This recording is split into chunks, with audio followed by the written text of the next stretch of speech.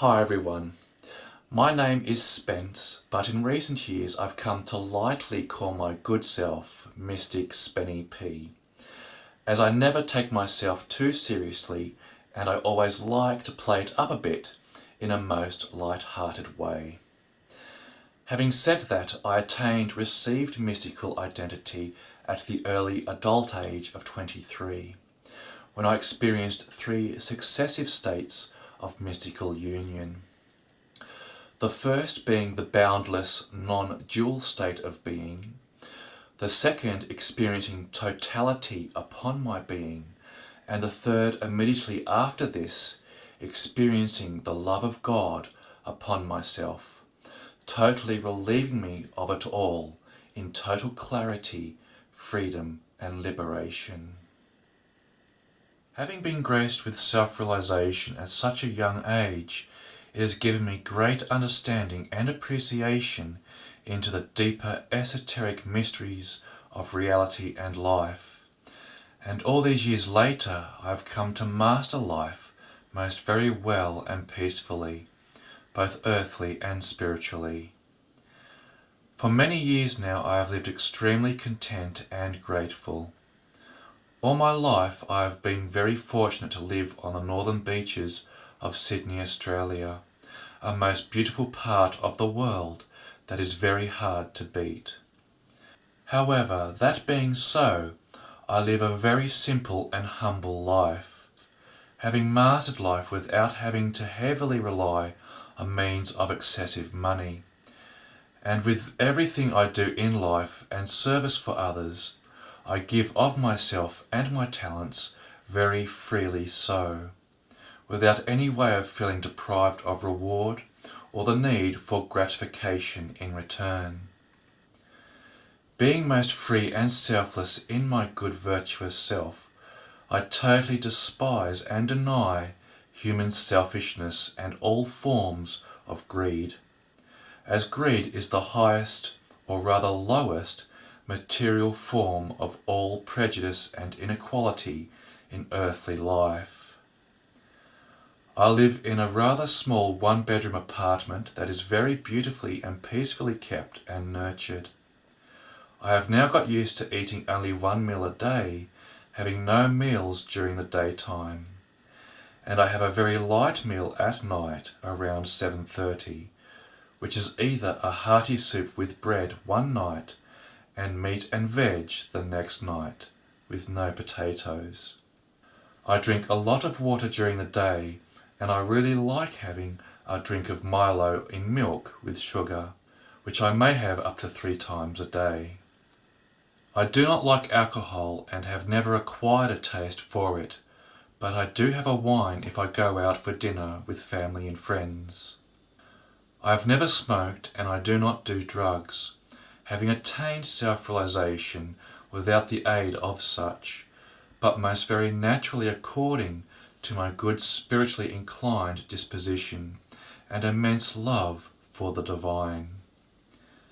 Health-wise, I was born with a heightened genetic sensitivity factor, which I have to keep safe from encountering accelerated states of consciousness upon myself that can be triggered by stresses in the environment. So for this reason, I have very deliberately well nurtured a lifestyle and environment around me that is low in stress and pressure, but most easy and simple to maintain. Exercise-wise, I keep very fit and well.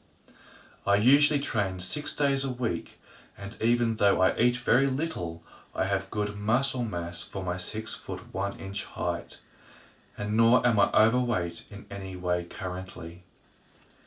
I train at home with dumbbells for 40 minutes 3 times a week, and I stagger this in between training on my exercise bike for 30 minutes 3 times a week.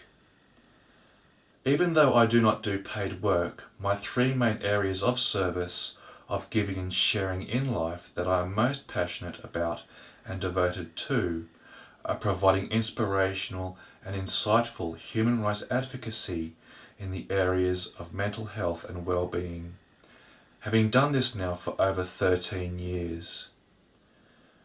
Being spiritually self-realized, I am fortunate to be a published author in the fields of religion and mysticism. And being naturally creative and artistic, I also make fan-based films for Star Trek to give to the world the very best of my beautiful Starship Enterprise that I designed over 20 years ago now. Being experienced in acting and film production, I've also made many wise and insightful films in the fields of spirituality and psychology. Even though it makes me very nervous, I would also like to do a lot more public speaking to allow others to benefit from my understanding and insights. Everything I do in the way of serving and giving to others in these capacities, I do it all for free. And with what very little money I have from week to week, I like to give to charity when I am able to do so. My favourite charity being the Royal Institute for Deaf and Blind Children. And I also like to support those who work with me in my creative endeavours to get my good works out there for all to greatly enjoy and benefit from. For pleasure and relaxation, I greatly enjoy the everyday stuff of life that is always immediately available to us, such as nature, friends, and socializing locally. Whenever there is a sunny day during the warmer seasons, I always like to spend a day down at beautiful freshwater beach, which I live very close to. And being a good swimmer, I love body surfing the waves, as I've been doing this ever since I was a small boy. After the beach, I like to hang out and watch life go by at my favourite local cafe in Freshwater, the Bent Fork. The crew there are really tops, and I consider many of them sincere friends. On my walks home from Freshwater Village, I always like to have a stop at Captain's shop and have a catch up with the staff there too, as they are always very kind to me, and I like them very much. I love listening to music all the time, modern classical music being my favourite. All the best compositions from the top Hollywood composers, from now right back to the late 70s, when I collected my very first vinyl of Star Wars. I always have my music on, and you'll know it's me because I'm always wearing my big boofy silver Soul Republic headphones whenever I am out and about and around Freshwater. Being a huge film buff, I like to go to the movies, usually at Warriewood United Cinemas, but I have to admit that I'm very much turned off by Hollywood now, for ethical and humane reasons, because of the immense human greed and selfishness in that favoured elite industry. I watch very little television, and being self-realised, I hardly do any reading at all, even as the poor reader I am. But I do like engaging on Facebook with everyone, as I have 3 Facebook pages devoted to promoting all my works, as well as my personal page too. Even though I would like to do it more often, sports-wise I really love tennis, and in recent years I've learned very well to add topspin to my strokes in a really good, strong way. Having God and Spirit fully realised deeper in my being allows me to contend with life with much joy, devotion and love. And no matter what comes my way at the surface of life, good, bad, indifferent, my self-realisation of God provides for immense peace and enduring comfort deeper in my being. That, above all earthly things and attachments, is my everlasting joy and freedom that no person can ever take away from me. For me personally, in myself, at the level of being, I am extremely content, peaceful and happy. At the level of mind, I am always trying to find the best possible ways to express my deeper self-realisation in good articulate ways for people and the world to accurately and simply understand and benefit from, both for others' well-being and greater humane causes of social justice. Since attaining self-realisation in my early 20s, I have been greatly gifted with profound conscious dreaming, being blessed with many extremely beautiful revealing things experienced in my dreams, both earthly and spiritual in nature, with myself loving to fly around everywhere when I do. The good thing about becoming conscious in your dreams is that you waste very little time conscious-wise, both awake and asleep. And as beautiful and profound as it is, it sometimes presents even more real than awake reality. At the level of my body, I greatly enjoy experiencing the environment around me as it presents to me every day in all its wonderful beauty and variety. And I also greatly enjoy engaging with people most friendly and making others feel good and inspired. And I like having a laugh with people a lot too. When I engage with people, I never preach, and I very rarely bring up conversation of mystical spiritual stuff, never feeling the need to justify myself or such things to others, as I find just talking about the everyday stuff of life most pleasant, appreciative, and beneficial. I love dogs and always give them a good pat whenever I see one when I'm out and about.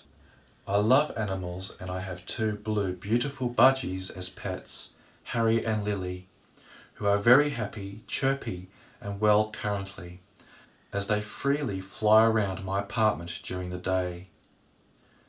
My immediate family lives close to me, my mum and sister living by the beach 5 minutes walk from my place. As far as spiritual practices are concerned, I have none, having fully surrendered and handed over to the greater will in my second mystical encounter with the Lord.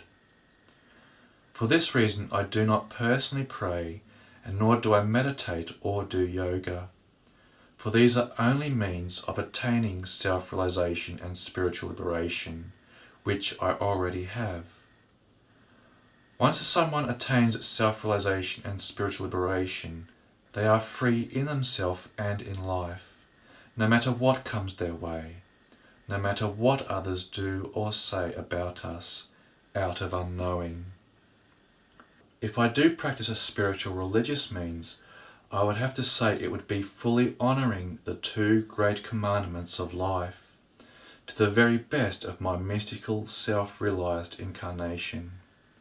For this is not a spiritual exercise for me, but rather very much a most natural way of me living life, even as trying and difficult relative life can sometimes be.